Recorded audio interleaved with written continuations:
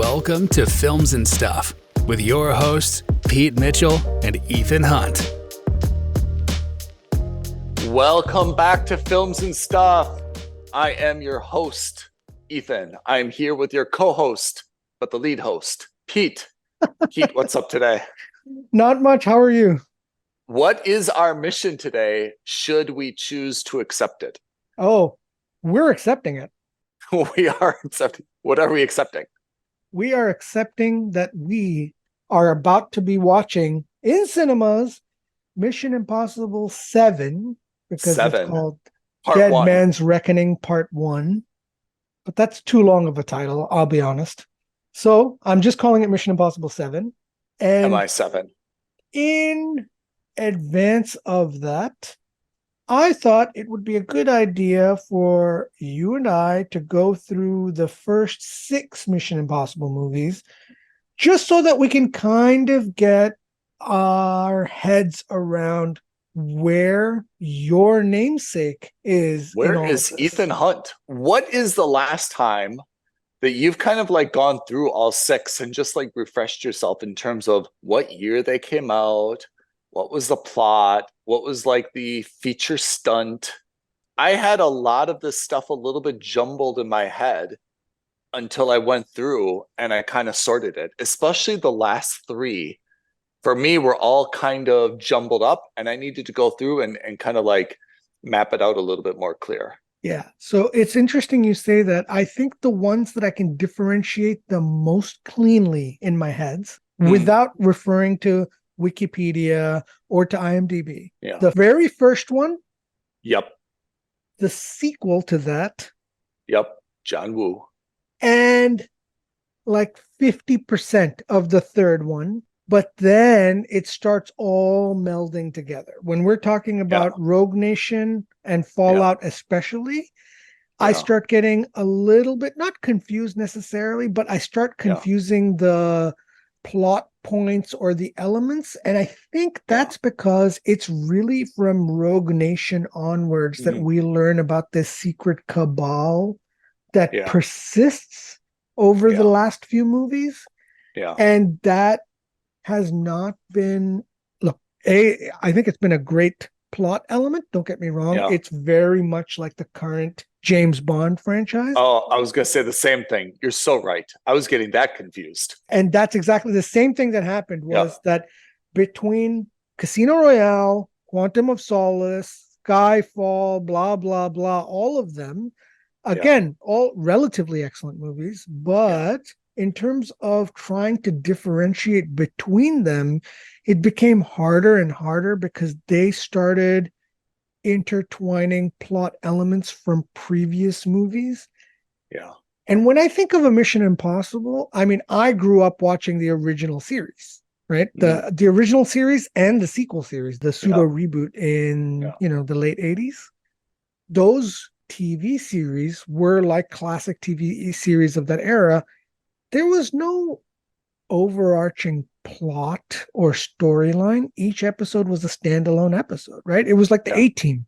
You didn't need to watch episode 12 to understand what's happening in episode 13. My, how the times have changed. Absolutely. Now you've got to download an episode of Films and Stuff, not just episode 25, but now this new episode 2 years later. You've got to listen to us banter about who is who and what is the distinction between Ghost Protocol, Rogue Nation, and Fallout, which I'm with you. I was really combining a little bit. You raised the fact that we talked about this maybe not as specifically, but we talked about this a couple years ago. That should tell you how far delayed this movie has been. So this movie was supposed to come out the same summer we were talking about it a year and a half ago. Yeah. But then, of course, the COVID pandemic obviously affected things. Tom Cruise is one of the most disciplined actors and maybe even human beings we've ever seen on the planet. He stuck to his guns and said that I refuse to release this movie on anything other than theater, which he did to Top Gun. Everyone thought that he was crazy. He said, trust me, it'll pay off. And of course, it paid off, right? It was by and far one of, if not the success story of the summer of 2022. Yeah. I have a sneaking suspicion this is going to be the success story of 2023 as well, because you've Boom. put Mission I Impossible have. 7 as your I number have. one movie of the I summer. have. I've put it as my fourth. In any case, let's get on with it. Shall we start with the first film? So, to put this in perspective, the first Mission Impossible came out in 1996. That's 27 years ago. Yeah. Tom Cruise and Ving Rhames, by the way, who's been there for the whole thing, have been doing this for 27 years. That's just shocking to me. And if you look at the original trailer, I mean, Tom Cruise is just like so baby-faced and young. It was really something. If I recall correctly, and I think this is probably a good idea because you have gone through these a little bit more recently. Indeed. I haven't. I'll be the layperson and you can be the authority. That's right. But correct me if I'm wrong, Tom Cruise is implicated for the death of his entire team during a mission that's gone awry. That's right. There's a mission in Prague, and there is some type of double cross, and his entire team is wiped out, and he is obviously implicated or believed to have been the traitor, and he spends the rest of the movie on the run trying to clear his name by finding out who the actual traitor was. And his team leader was the first one to die, or was one of the first ones to die, Jim Phelps, who we will all have remembered from the original TV series.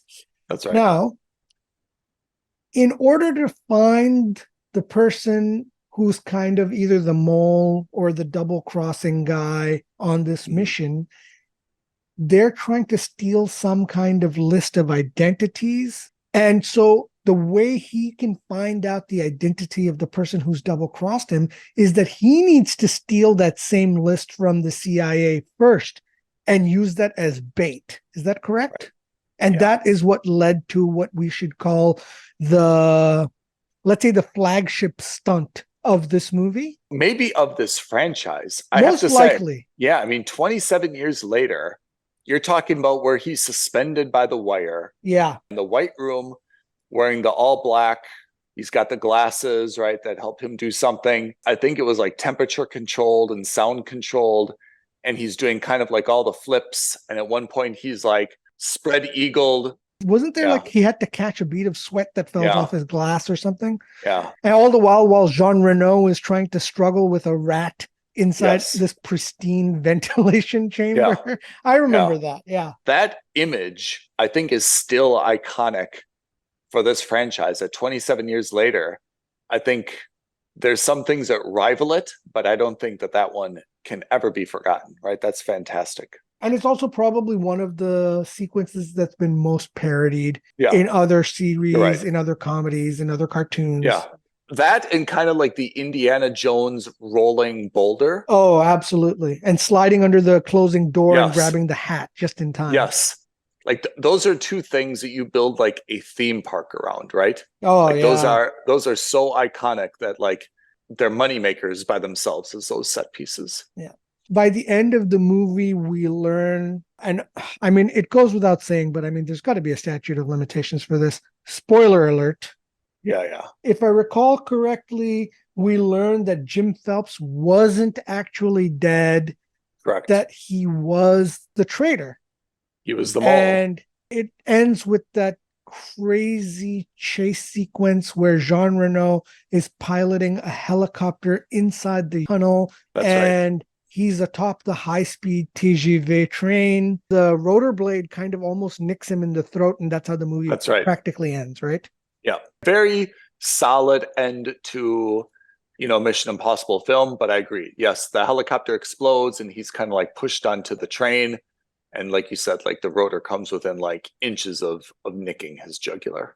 Yeah. And that film did very well, by the way, on a budget of 80 million, made 457 million, which if you're doing the math is basically 571%. It made almost 6 times its budget. I guess that's the standard that everyone else has failed to live up to. That first one was by margin a huge moneymaker. Yeah, I think it's also because a relatively, I mean, we say reasonable now because $80 million today for a movie is nothing, but you have to put in context, $80 million in 1996 was a lot of money. Likewise, $450 million is a ton of money. Even by today's standards, it's a lot of money. Rightfully so. So I think a lot of that was also probably driven not by Tom Cruise and the stunts, but was probably driven by the nostalgia of finally seeing a Mission Impossible movie on the big screen. Yes. And I don't want to call it the first, but it's got to be, at least of the modern era, one of the first reboots in a cinematic basis for a TV series, right? Yeah. I think that also led the charge for like Charlie's Angels, Josie and the Pussycats, and like there were a bunch of these TV shows from the 60s, 70s, and 80s that all of a sudden became ripe for adaptation into movies. Absolutely right. That is Mission Impossible. There was no colon, no other grammar, no punctuation. It was just Mission Impossible. Then we had what's commonly referred to as MI2, right? Mission Impossible 2. The John Woo one. This was the year 2000, so 4 years later. Directed by John Woo, included Thandoi Newton, right, who still had a great career. Brendan Gleeson, always solid. Dominic Purcell, always solid. The plot line was some type of virus was created in a laboratory. Sound familiar?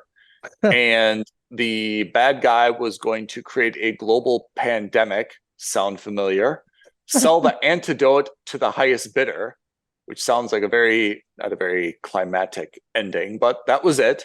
And this film I remember very well, and I thought that it was characterized very, very much by the John Woo kind of Michael Bay-esque action sequences, right? Yeah. It had a different look and feel from the first one. The first one, even though it hasn't aged well because it had email, and not just email, AOL email. And if anyone knows what that is, please drop us a DM. But I mean, this one was much more of an action film and moved away a little bit from the masks and the Mission Impossible like technology style, right? Yeah, the difference between MI1 and MI2 was akin to the difference between Alien and Aliens. So Alien was much more suspenseful and almost horror, whereas Aliens, the sequel, was much more action-packed. I feel like that's exactly the same here. Yeah. I remember I used to make fun of this movie because the first movie was quite intelligent and cerebral. Yeah. Right? It was mysterious. You didn't know who the guy was. It was a genuine shock when you see Jim Phelps being revealed as the bad guy at the end. Yeah. Whereas in this movie, I don't want to say they dumbed it down, but they dumbed it down, right? So the one standout sequence to me that was emblematic of how they kind of made this movie a bit easier to watch was that scene at the racetrack where Thandoi Newton pickpockets some kind of disk drive from the bad guy. Yeah. And Ethan Hunt is telling her what to do. And he's like, yes, the disc is in his left jacket pocket. And they re-emphasized that 30 times. Yeah. And then the bad guy was like, yes, you can find my disc. It's in my right jacket pocket. And everyone in the cinema was like, gasp. Yeah. He knows? And I was just like, well, obviously he knows. I mean, you've set up for the last 10 minutes that it was in the left. And you made it so crystal clear. I felt like this was probably not what John Woo is famous for, right? John Woo is famous for Face Off. He's famous for these awesome, hard-boiled detective action fight sequences from, Hong Kong cinema. Right. He's not necessarily known for his most nuanced takes on a spy thriller. Yeah. So when I think of this sequence, when I think of the John Woo of it all, was that sequence where you see the doves flying out of the bunker. Oh, I totally remember that. Yes. Right? And then the fight sequence with literally two motorcycles that are dueling. Yep. Right? Yep. And then they land up somehow on a beach, even though they're nowhere near the coast. Yeah.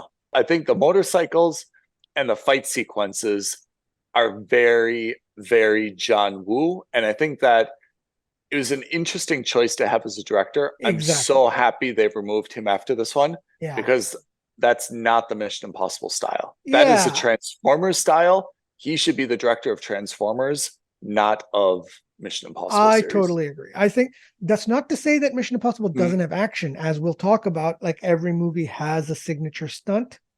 Yeah. This one, probably the weakest of the signature stunts. Yeah. You see him slide off a building. You see him jump off a building, that kind of thing. Yeah.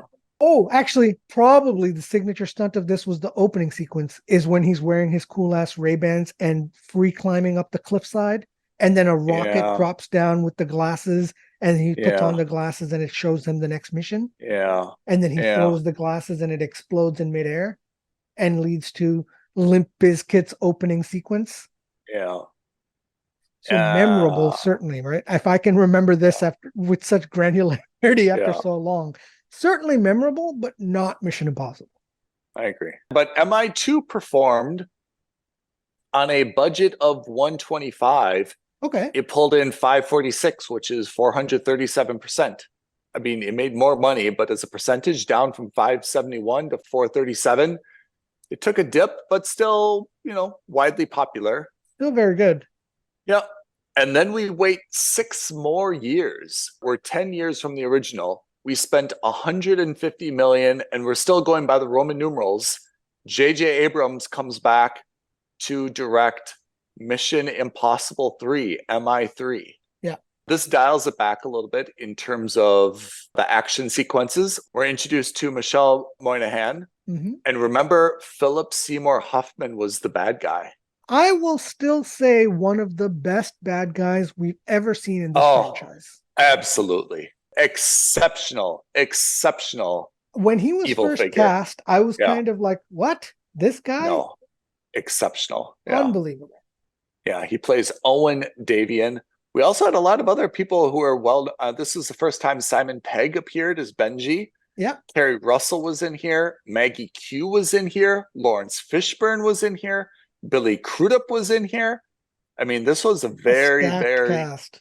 Yeah, very, very solid. So MI3, I remember it, but I don't remember anything specifically. I know that there was some type of dangerous weapon. The dangerous weapon was called Rabbit's Foot.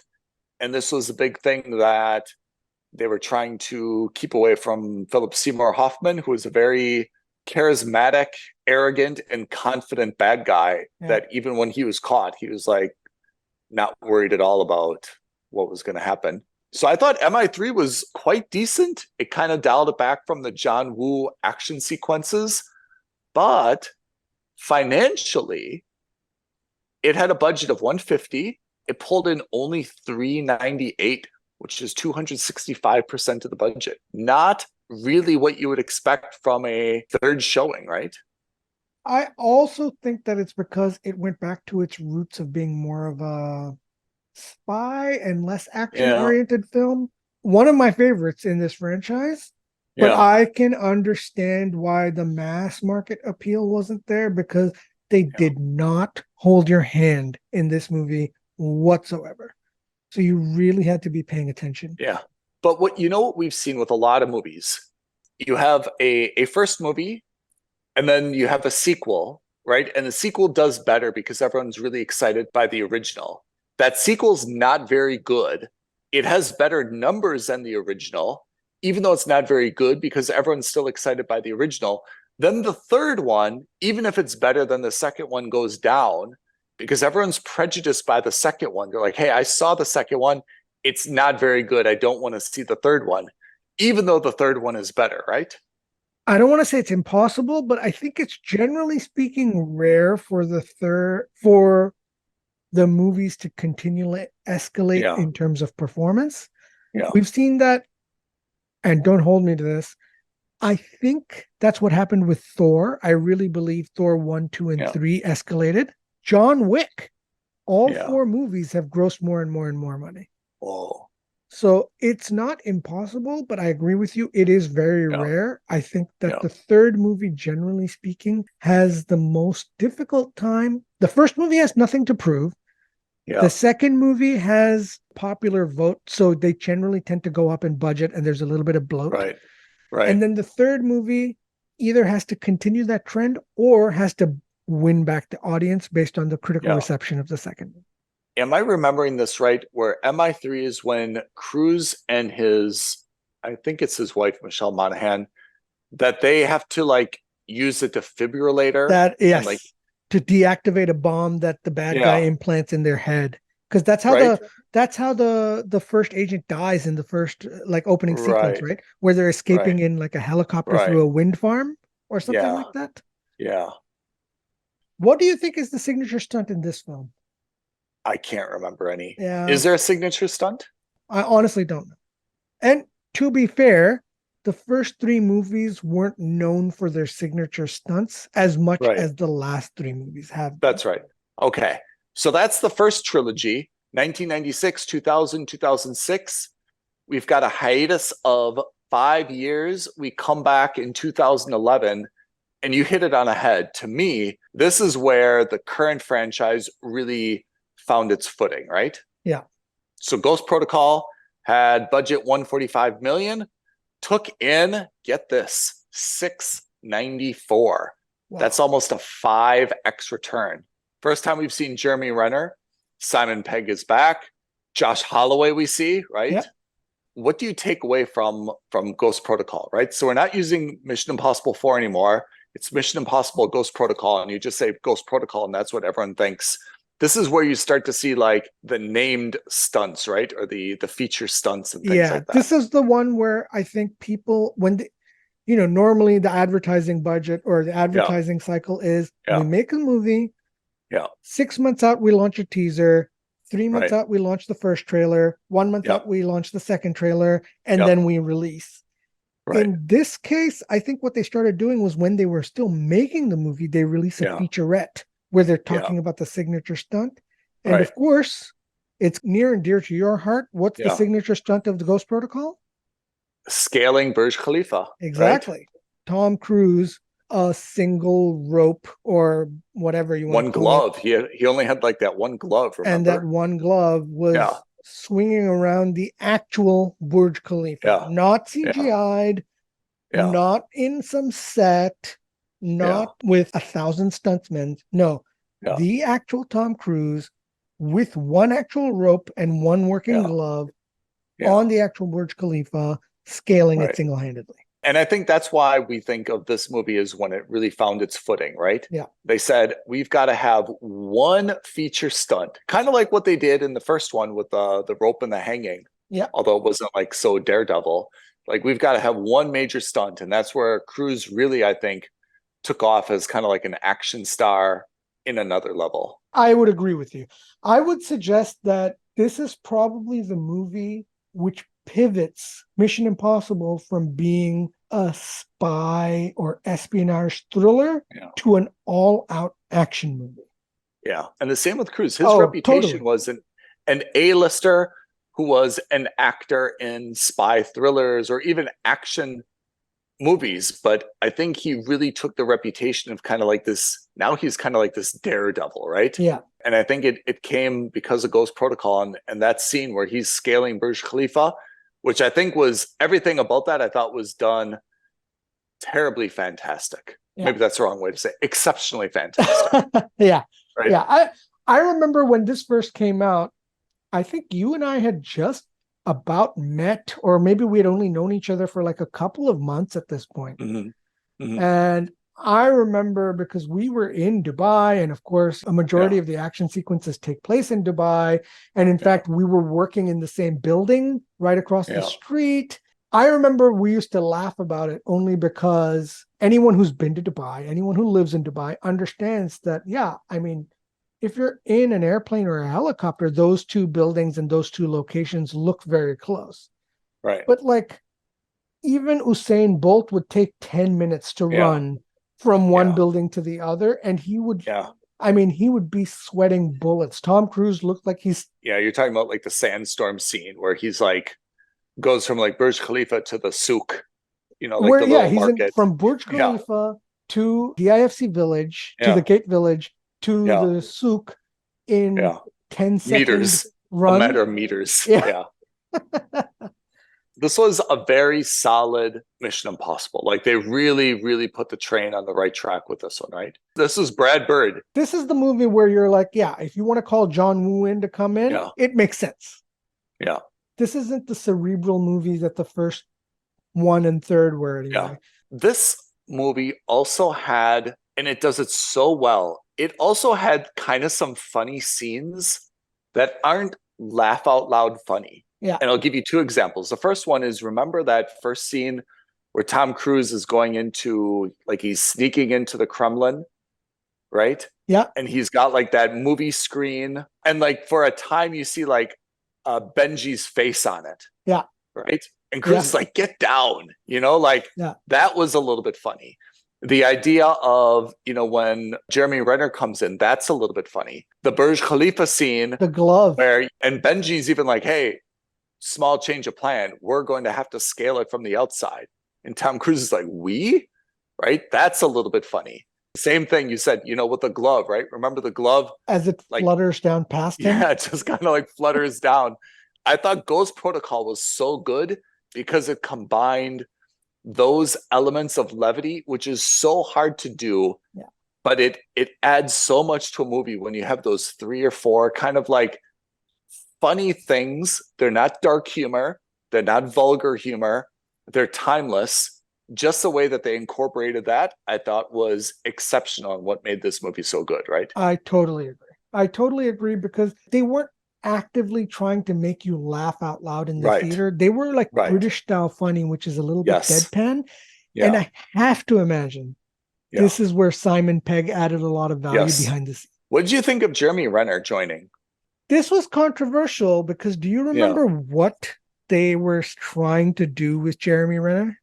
Yeah, there was kind of some thought that either Jeremy Renner was going to replace Cruise or there'd be kind of like a spin-off with his own thing. Exactly. And it was around the same time, and I can't remember if this happened a couple years before or a couple of years after, but they did the same thing to Matt Damon with the Jason Bourne franchise. Oh, yeah, that's right. And they introduced Jeremy Renner for precisely the same purpose.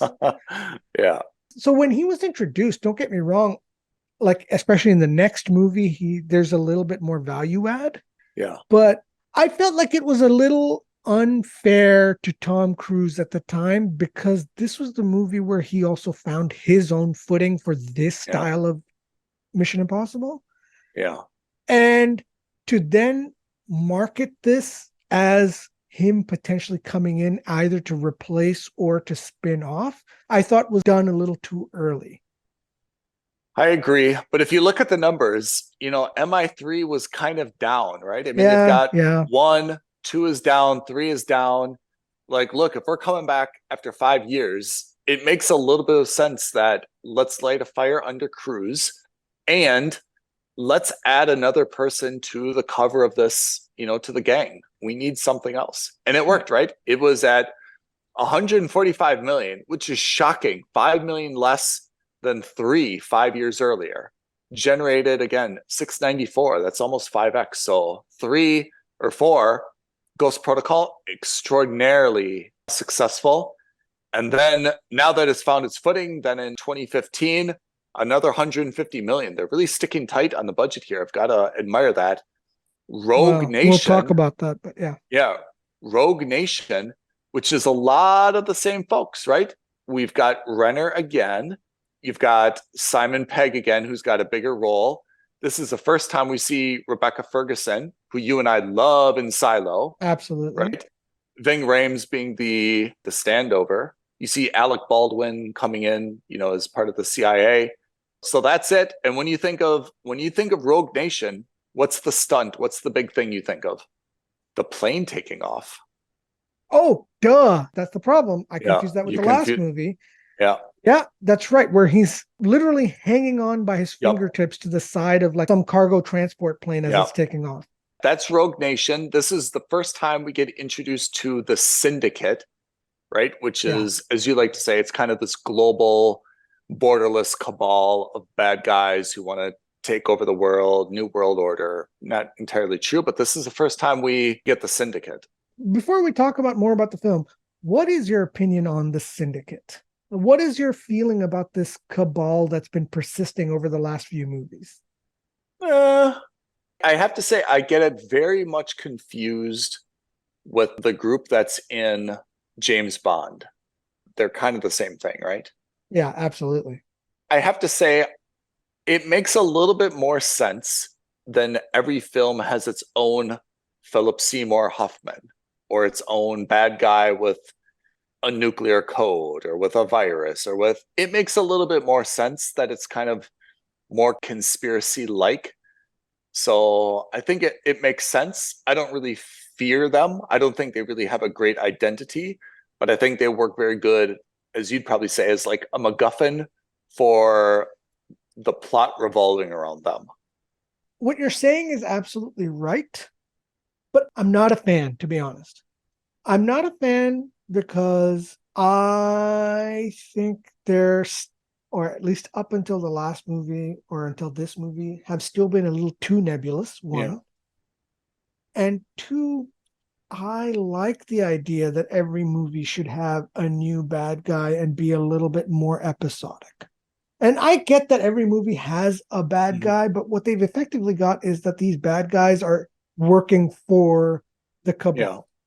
Maybe that would have worked for 1 and 2 movies, right? So like maybe if they had only introduced them in Dead Reckoning Part 1 and then they finish it off in Part 2, that would have been fine. It seems very video gamey, which is to say there's this ultra boss and every other bad guy is like a mini boss, right? And all the bad guys feel like mini bosses that way. So I wasn't a huge fan. I'm not like, and I had the same problem, by the way, with the James Bond franchise. Skyfall. I don't know. It just seems like unfinished business for the sake of the business being unfinished, just so that they can make more movies. But how did you like this last James Bond where it's Rami Malek? Then you've got a single bad guy. How do you like that though? Because that guy has to carry the movie, right? I think he did it. I really liked him as a bad guy. I thought he was a fabulous bad guy. I mean, the movie wasn't my favorite. I think it's also because the kid idea of killing off James Bond, spoiler alert, is kind of silly. But anyway, look, that's neither here nor there. I think that's probably just a personal preference. My point is that when push comes to shove, give me a good bad guy in every movie who's a good foil for Ethan Hunt. Henry Cavill, great bad guy. We'll talk about him. Let's get there then. So now we're going to 2018 Mission Impossible 6, which is just called Fallout. Bigger budget, 178 million, pulled in a staggering 791, 4.4x of its budget. That's pretty good, kind of on par with the prior ones. So we're staying about stable. And this is the one that you think about two things. You think about Henry Cavill, his fight scene in the bathroom, and you think about that. Where he cocks his arms. Shivers. Still to date. Yeah. Shivers. And that Halo jump was a big stunt, although I think as far as stunts go, that one just felt a little bit less impressive, even though in real life that is impressive, but I think it didn't feel that way. They brought Cable in, and I thought that really spiced it up. I thought that was a very, very good tandem. Ving Rhames again, Rebecca Ferguson again, Simon Pegg as Benji again. Michelle Moynihan makes a very, very small cameo. Angela Bassett is in there working for the CIA, Alec Baldwin, CIA, and Vanessa Kirby, the first time we see her, I think. What did you think? I mean, this is really the one that's going to decide if people are going to go to cinemas, right? This is 2018 Fallout. It kind of ended with that dramatic helicopter thing in the air. Oh, right? Yeah, I forgot about that. And then they have to fight on the cliffside. What do you think? Is this a good ending place? And is it going to be the springboard for Dead Reckoning? I have no idea what Dead Reckoning is about. Like, I've been relatively careful about not watching trailers. I think I've seen one teaser. But in terms of what the overarching plot is, I'm not 100% sure what's Same. going on. So in terms of, is Fallout a good jumping off point? Maybe, maybe not. I don't know. But let's talk about the elephant can I in the say one more room. thing? 2 and 3 were both released in May. 4, 5, 6, all July summer blockbusters. Also, 4, 5, and 6 are when it transitioned from being, let's say, an intellectual action movie to a pure knock'em sock'em robots action blockbuster. That's right. We've been, and thanks to you for your research, impeccable as always. Let's talk about the budget for a second. Whoa. How much was the last movie, Fallout? Fallout, they say, was 178. Let's round it up to 180. This one is 290, I've read. $290 million. Now, what? Let's caveat two things. One, remember they filmed the 2 movies back to back.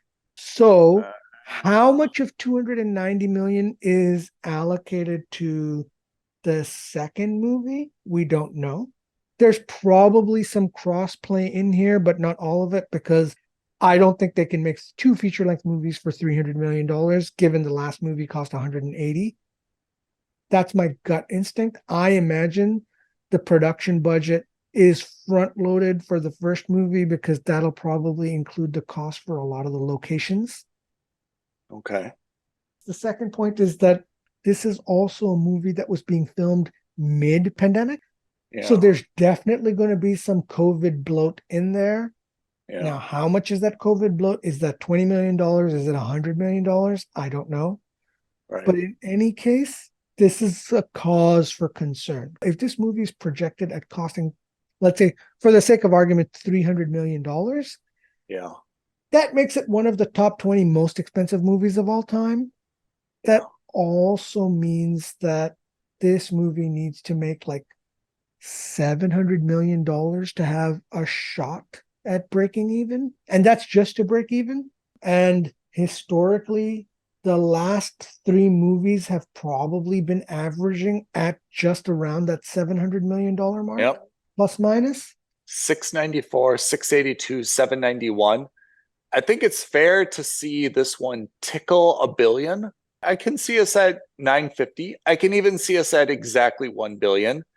I don't see this at 1.1, even at like 900 million. Again, you're looking at 3x return, which is a good return. But compared to everything else being 5.7, 4.7, 4.8, 4.5, 4.4, if you're only getting 3x return, you're making 900 million, but only 3 times your budget. That's not what you should be aiming for. You should be aiming for at least 4x, which puts you at 1.2 almost. Yeah, I also would caution you to say that none of the movies this year, with the exception of maybe Guardians in terms of summer blockbusters, have performed at the rate we thought they would. We need a separate discussion about this, but Guardians has performed much better than I thought. Fast X is way down. Little Mermaid's way up, but what does it matter? Transformers, even below what I expected. The Flash, don't even talk about it, right? Indiana, it's been a bleak summer, huh? The summer has been, forget about our top 10 list for a minute. Yeah. But man, this summer has to have been one of the worst in terms of at least managing expectations, because I thought this was the summer where everyone was going to be like, pandemic schmandemic, we're back and we're kicking ass left, right, and center. And I thought they were primed for it, right? We saw good lineup, by the way. It's a good lineup. In terms of names, fantastic lineup. And then also in terms of the buildup, we had Avatar cross $1 billion earlier in the year. Yeah. We had Super Mario cross $1 billion in spring. So it was just like, oh, this is going to be totally a kick-ass summer. Some big surprises. It's been actually shockingly bad when there is a 500 million gulf between the top performing movie of the year versus the top performing movie of the summer. $500 million. Yeah, it's really shocking that Mario pulled in $1 billion. 1.35. And neither Guardians, Fast X, or The Flash even came close to that. I know Transformers is not going to. I left them off. And I know Indiana Jones is not going to. I let them off. But Mission Impossible is in a position where it could absolutely overtake Guardians of the Galaxy and be the number one grossing movie of the summer. Huh? It absolutely could be. Right now, based on the pure underperformance, I expect that it should be. But based on the fact that so many movies have panned, this is now an industry problem. You can blame one or two movies for underperforming for whatever reason, but not 9, not 10 movies. I think this has the potential to be the number one. I agree with your assessment from 3 months ago that this is going to be the number one movie. I would only caution that based on how badly the other movies have performed, it would not be in the realm of impossibility for that to also happen to this movie. Can I just point out one thing that's undermining my guesstimate? Yeah. Maybe there's someone else who appears in here that's not listed on IMDb. But when I look at IMDb, apart from Tom Cruise, where is my Jeremy Renner? Where is my second person that's really carrying this, right? Rebecca Ferguson, lovely. I'm addicted to her in Silo. Not really bringing people to the cinema. Haley Atwell, I have a crush on her. Not bringing people to the cinema. Vanessa Kirby, same. Simon Pegg, definitely not. Carrie Ells, no. Rob Delaney, no. Ving Rhames, no. Where is the cameo by a Hollywood royalty who's here, who's like drawing people in? If you're looking for a fault in this movie, there's not a clear number two, right? My only counter to that is that this probably won't need a number two, because I think the number two is going to be the action sequences. I think Tom Cruise pulls them in and the action sequences sustains. Like Henry Cavill was in Fallout. He didn't eat into Cruise, but he was a very good big second name for that, right? Yeah. Jeremy Renner was in the prior two.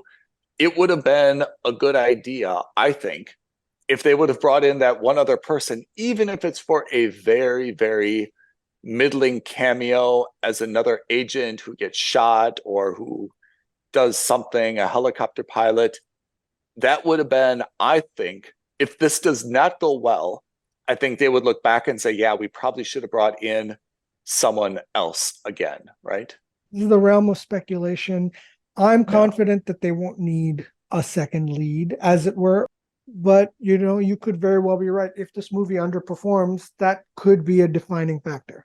In any case, let's talk quickly. How excited are you for this film? I have to say, like, I'm very excited. Not so excited that, like, I'm counting. Well, let me put it another way.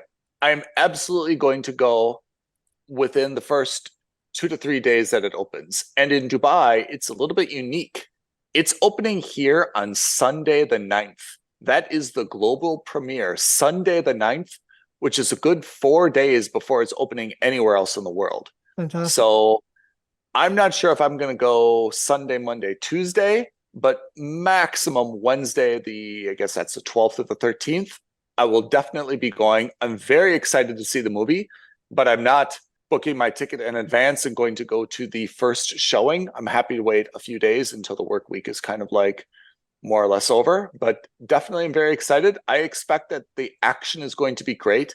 I think the story is going to be great. I think the defining point for me, whether this is a absolutely must see or a wait for streaming, is if they're able to incorporate those moments of levity, those comedic elements. If there's anyone who's going to have a very good banter with Tom Cruise, whether it's Benji or Simon Pegg, Rebecca Ferguson, whoever that is, Haley Atwell, if someone's able to pull that off, I think it's going to be a massive summer blockbuster. Yeah. If it's just kind of going through the motions of Cruise doing a bunch of running in the street, some very impressive car chases, couple helicopters falling out of the sky and so forth, I'll say great, very faithful edition of Mission Impossible. Not necessarily something that you absolutely have to see before there's any spoilers.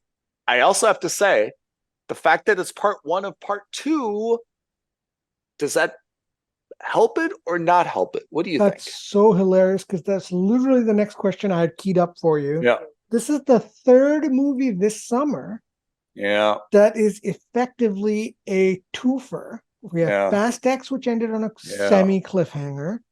Yeah. You had Spider-Man Across the Spider-Verse, which ended on a wait till see what happens next. Right. And now we've got this movie.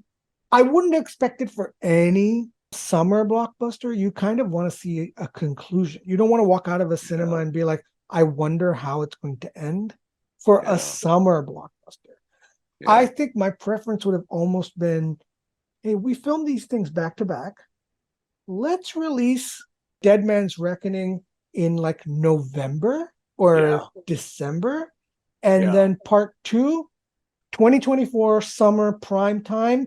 You get the bang and the explosion of the actual conclusion. You get a sense of closure. That was one of the biggest gripes I had with Fast X was like, despite how highly we rated it, it was disappointing that they ended it on a flimsy cliffhanger. It was disappointing that they haven't even started filming Fast 11. The disappointingness of how Fast 10 went, I think, is going to have a really detrimental impact on Fast 11. If you're really going to do this in 2 parts, you've got to have something insane happen at the end of part 1, like really insane. You've got to have a major reveal, a gasp. You've got to show someone that you thought was dead or not dead. You've got to have a kidnapping. You've got to have a turncoat. You've got to have something crazy. Okay. I still see very, very big things for Mission Impossible. I think it's going to be great. The trailer looks fantastic, I have to say. I think it's going to end up being the #1 summer blockbuster. I hope it's timeless. We'll see. I would like this movie to be #1, even though that hurts my rankings. I would still like this to be a success. Oh, I appreciate that. I'm going to go in with eyes open, arms open, heart open, whatever you want to call it, in the sense that, look, let's get a truly awesome summer blockbuster the same way we felt about Maverick last year. Yeah. I still haven't felt that this year. Oh, I have to say, the trailer for Mission Impossible, it looks really, really good. We're so close to it now, I'm not going to bother. So I'll save myself. At least we know the background. We know where 1 through 6 is. Let's have a review next weekend after we both see it. Yeah, absolutely. Pete, where can people put their predictions, prognostications, educated guesses, comments, feedback, assumptions, hopes, and dreams? Well, the first and best place would be your dream journal. But the second best place, tweet at us at F&S Podcast. You can DM us on Instagram at Films and Stuff Podcast. You can email us aloha@filmsandstuffpodcast.com, or you can leave a comment. You can like this video. You can subscribe to our channel. Any of those things will ensure that we get in touch with you immediately after you tell us what you think is going to happen in the next movie or what you think of the last 6. That's right. We'll be here, and you can catch us next week where we break it down, and let's see if we're all right, wrong, whether it met, exceeded, or did not meet our expectations. Indeed. But until then, thank you very much, Ethan. I am Ethan. You are Pete. We are Films and Stuff. We appreciate you all listening, and we'll catch you next week for a breakdown of Mission Impossible. Thanks, everyone. Thank you for listening to another episode of Films and Stuff. If you haven't already, please subscribe and review on Apple Podcasts, Spotify, or wherever podcasts are downloaded. Films and Stuff. There is no substitute.